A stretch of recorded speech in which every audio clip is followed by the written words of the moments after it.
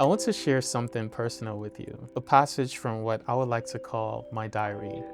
Yes, it's technically a book, but to me, it's so much more than that. Sprinkled across its pages are my experiences, mistakes, and vulnerabilities. Whilst it's wonderful to share success stories, I believe it's even more important to share the failures that shapes us. And what I'm about to share is a page from my diary, a story of how I mishandled a situation earlier in my career and the lessons that I learned from it. And here's the cool part. If you use the Edge browser, you can actually have my diary read to you as an audiobook. So grab a cup of coffee, sit back, and let's take a step into my world.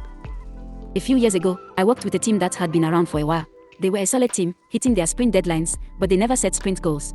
When I joined, I suggested setting a clear goal for each sprint. They gave me a look like, who has time for that? Honestly, I didn't push it as hard as I should have. I figured they knew what they were doing. Fast forward to the end of the sprint.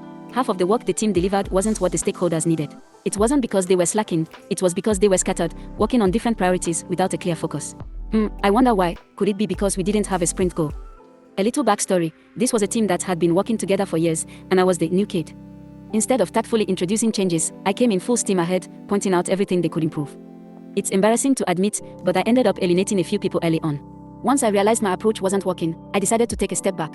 What I did next was simple. I stopped acting like the Scrum police and started asking questions. During planning, I'd say, if we could only deliver one thing this sprint, what would it be, or what's the most important outcome we want to achieve? It took a few sprints, but eventually, the team saw the value. Once we started setting sprint goals, we noticed two things: fewer distractions and more meaningful work getting delivered. Skipping the sprint goal isn't just a misstep, it's a missed opportunity because the sprint goal provides a shared focus for the team. Without it, everyone ends up chasing their own priorities.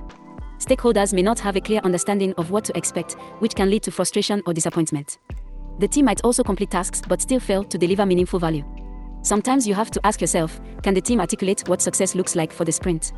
Do backlog items seem unrelated or lack a common theme? Are stakeholders constantly trying to add work mid-sprint, and there's no clear reason to push back? These are questions that could easily be answered with a clear sprint goal.